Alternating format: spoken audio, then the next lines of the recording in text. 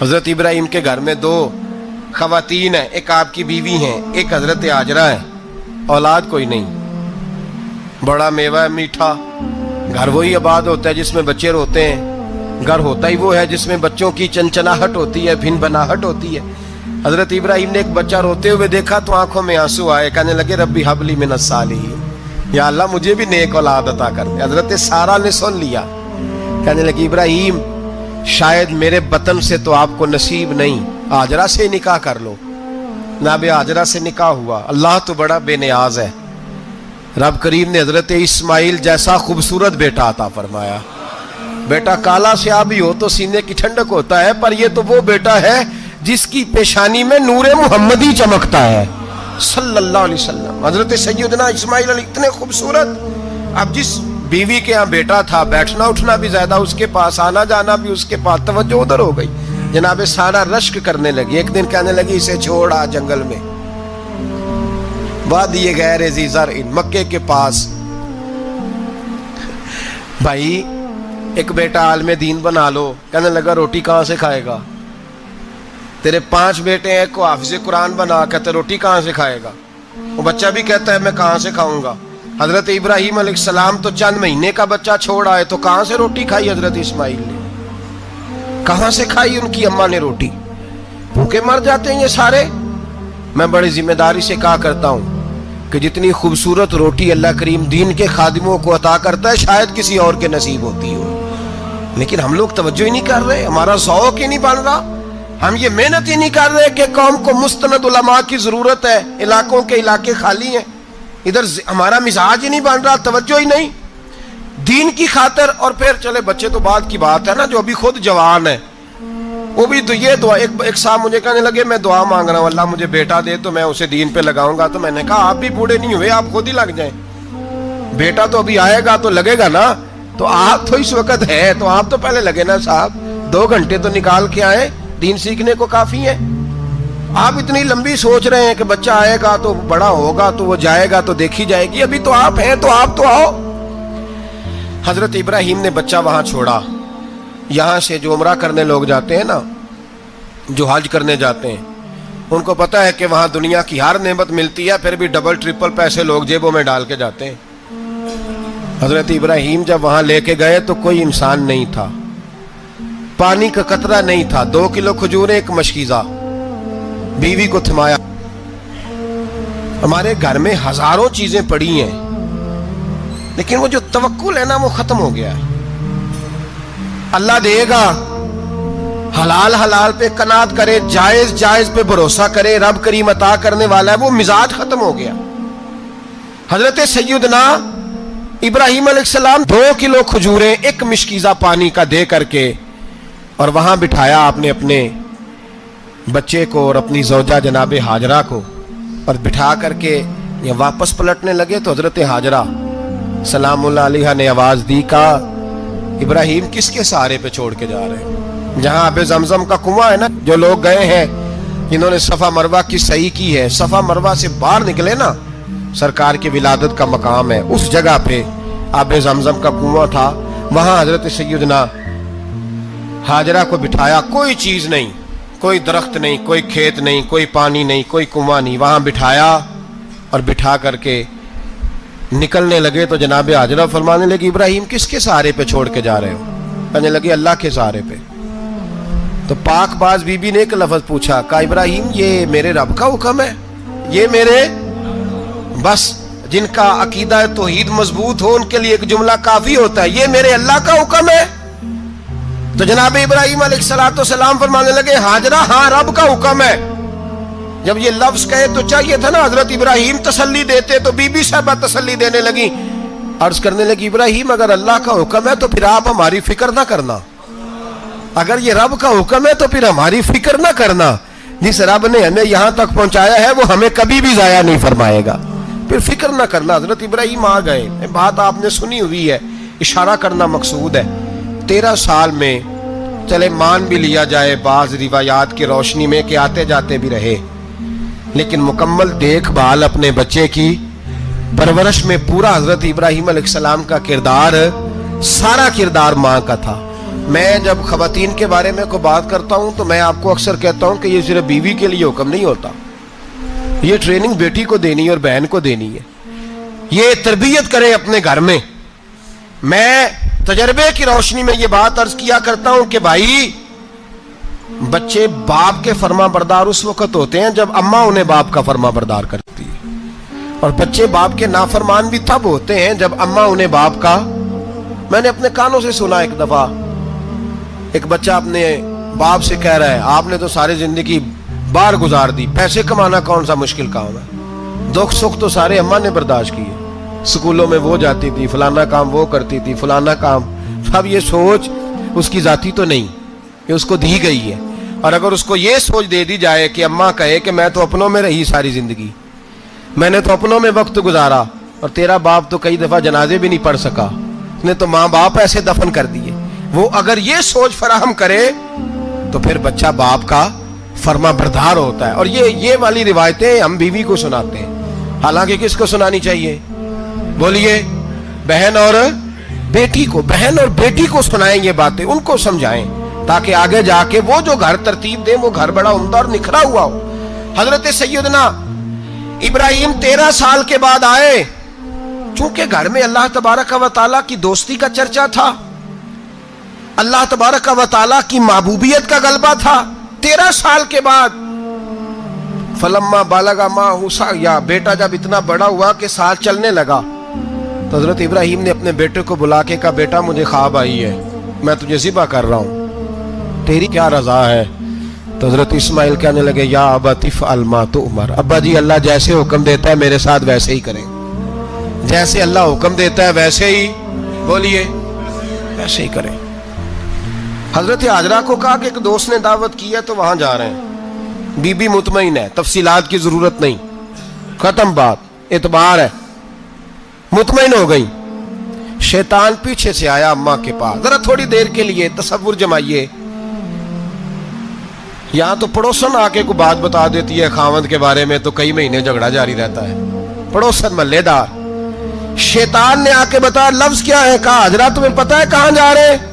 کہا دوست کی دعوت میں۔ تو کہنے لگے دوست کون ہے؟ رب کریم، اور ابراہیم کا خیال ہے کہ اس رب نے مجھے حکم دیا ہے کہ میں ذبح کروں۔ تو حضرت حاجرہ کہنے لگی کبھی باپ بھی بیٹے ذبح کرتے ہیں؟ شیطان کہنے لگا ان کا خیال ہے کہ ان کے رب نے حکم دیا ہے۔ تو جناب حاجرہ فرمانے لگی اگر رب نے حکم دیا تو پھر تو مجھے شیطان لگتا ہے، تو مجھے شیطان لگتا ہے۔ کہا کیا مطلب؟ فرمانے لگی اگر رب کریم کا حکم ہے تو میرے پاس ایک اسماعیل ہے، اگر 1000 بھی ہوتے میں سارے اللہ کے راستے میں پیش کر دے دیتی، مالک کا ہی تو ہے سارا کچھ، اسی کا ہے، اس میں لیت اللہ کی کیا گنجائش؟ حضرت سیدنا ابراہیم علیہ السلام نے بیٹے کے حلق پہ چھری رکھ بھی دی اور چھری چلا بھی دی، رکھ بھی دی، اور وہ تو اللہ کریم نے فرمایا یا ابراہیم قد صدقت الرؤیا، ابراہیم تو نے خواب سچا کر دکھایا، وہ قیامت تک تیرا نام رہے گا۔ حضرت ابراہیم نے وطن بھی دیا، جان بھی دی، بیٹا بھی، اللہ کریم نے دمبے دیے، فرمایا یہ فدیہ ہے۔ اب یہ قربانی قیامت تک حضرت ابراہیم کے طریقے کے مطابق جاری ہے۔ حضرت ابراہیم بہت بڑے مہمان نواز تھے، بہت بڑے۔ آپ جب مصر میں قیام تھا تو بڑے بڑے لمبے چوڑے لنگر پکتے تھے، لوگ آیا جایا کرتے تھے، بڑا تفصیل کے ساتھ کھانا ہوتا تھا۔ مہمان نوازی آپ کی خاص صفت مبارکہ ہے، ہمارے ہاں بھی مہمان نوازی ہوتی ہے امیروں کی، بلکہ اب تو مہمان نوازی اس طرح کی ہے کہ کل تیری میرے پاس دعوت ہے اور پرسوں میری تیرے پاس ہے، وہی امیروں میں وہ چکر رہتا ہے، پارٹیاں دوست ایک دوسرے کو ڈالتے ہیں، تیری طرف پارٹی تیری طرف، اور اسی انداز میں اب یہ عید آئے گی نا ٹکا پارٹیاں ہوں گی جگہ جگہ، اور لوگ سوال پوچھنے لگے ابھی سے، کہتے ہیں قربانی کا کتنا گوشت گھر رکھنا جائز ہے؟ قربانی کا کتنا گوشت گھر رکھنا جائز ہے؟ سارا ہی جی، اس لیے فریزر لے لیں، فریج سے نہیں کام چلے گا، سارا ہی جہاز گھر رکھنا سارا ہی جائز ہے، رکھ لیں۔ او خدا کے بندے، قربانی وہ بندہ دیتا ہے جو سارا سال ہی گوشت کھاتا ہے، صحیح کہہ رہا ہوں؟ قربانی صاحب نصاب صاحب استطاعت بندہ دیتا ہے نا، تو وہ سارا سال ہی گوشت، تو سارا گھر میں رکھنا بھی جائز ہے، لیکن سارا دے دینا بھی تو جو آ رہی ہے اس پہ کیوں توجہ کرتے ہو؟ جو دوسرا جائز ہے اس پہ کیوں نہیں عمل کرتے؟ سارا تقسیم کر دیں، بات ختم ہوئی۔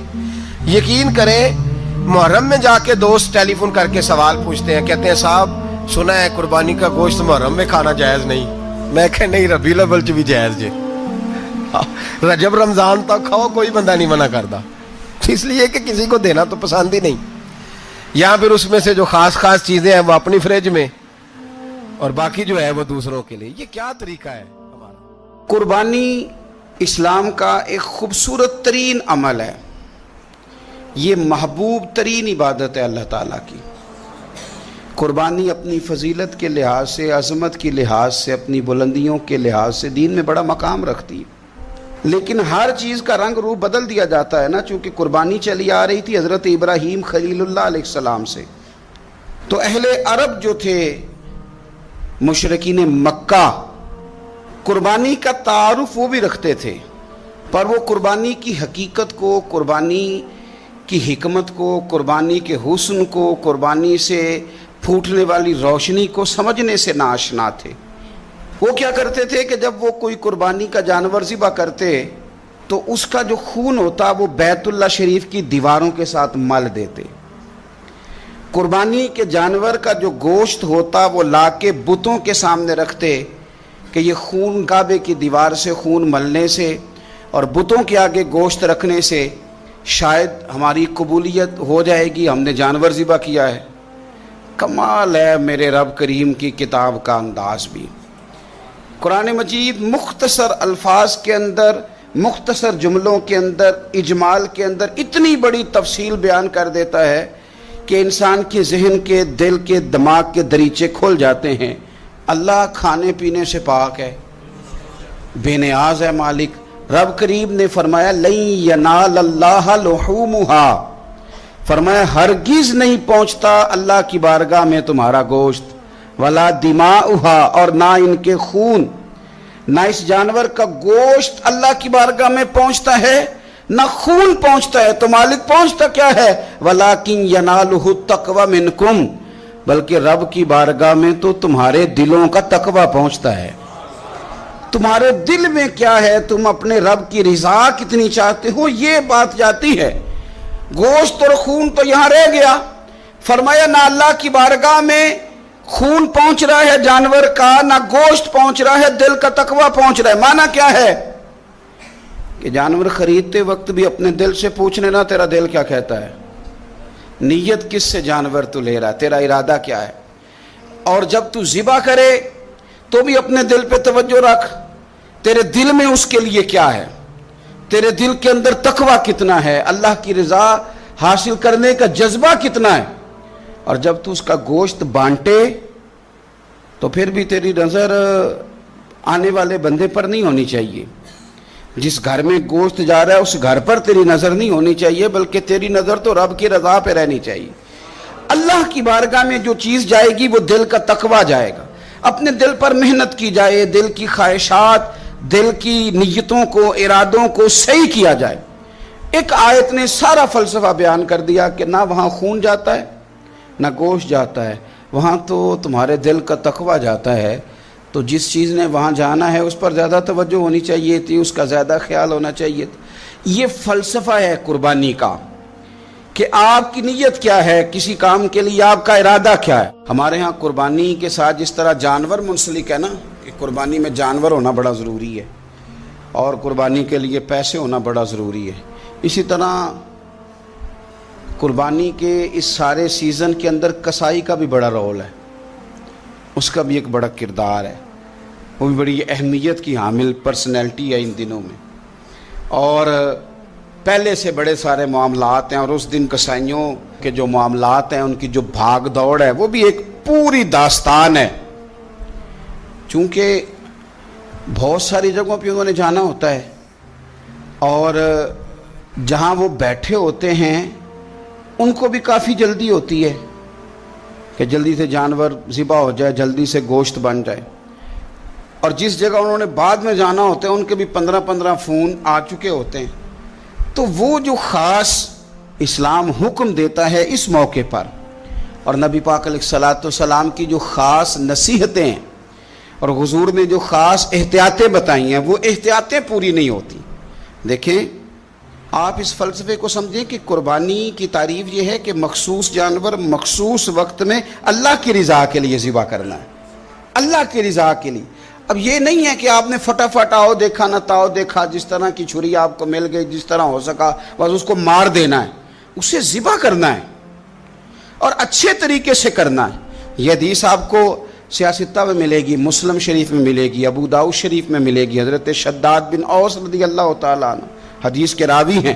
نبی پاک صلی اللہ تعالیٰ علیہ وسلم نے فرمایا احسان کرنا اللہ نے فرض کیا ہے ہر چیز پر, مالک نے ہر چیز پر احسان کرنا فرض کیا ہے. تو فرمایا جب تم ذبح کرو تو اچھے طریقے کے ساتھ ذبح کرو, چھری کو تیز کرو, اور فرمایا ذبح ہونے والے جانور کو آرام پہنچاؤ. اچھے طریقے سے ذبح کرو, چھری تیز ہو, اسے آرام ہو, اسے تکلیف نہ پہنچاؤ. اچھے طریقے سے ذبح کرو, اسے ٹھنڈا ہو لینے دو, پھر اس کی کھال اتاری جائے, تھوڑی احتیاط کی جائے, اچھے طریقے سے چیزوں کو لیا جائے. آپ دیکھیے حضور ایک بات کرتے ہیں لیکن سوچ کے دھارے بدل کے رکھ دیتے ہیں. رسول کریم صلی اللہ تعالی وسلم گزر رہے تھے تو ایک شخص نے بکری کے پہلو پر پیر رکھا ہوا تھا اور وہ چھری تیز کر رہا تھا. یعنی بکری کو اس نے گرایا ہوا ہے, لٹایا ہوا ہے اور پہلو پر پیر رکھا ہوا ہے اور ساتھ ساتھ وہ چھری تیز کر رہا ہے. تو نبی پاک صلی اللہ تعالی علیہ وسلم نے کیا خوبصورت بات ارشاد فرمائی. حضور علیہ الصلوۃ والسلام فرمانے لگے تم اسے 2 موتیں دینا چاہتے ہو, دوہری تکلیف میں گویا تم مبتلا کرنا چاہتے ہو, اس کے سامنے ہی تم چھریاں تیز کر رہے ہو. حضور فرمانے لگے 2 موتیں دینا چاہتے ہو, چاہیے تھا کہ پہلے سے یہ سارے اوزار تمہارے تیار ہوتے تو اس دن کسی ایمرجنسی کا شکار نہ ہو. 3 دن شریعت نے اسی لیے تو رکھے تھے, اسی لیے تو وقت رکھا تھا. آپ اس طرح کا کوئی ماحول نہ بنائیں جس سے جانور کو بھی تکلیف ہو, اذیت ہو. میں نے کہا کہ میرے کریم فرماتے ہیں رب نے ہر چیز پر احسان کرنا فرض کیا. اچھے طریقے سے ذبح کریں, چھری کو تیز کریں, جانور کو آرام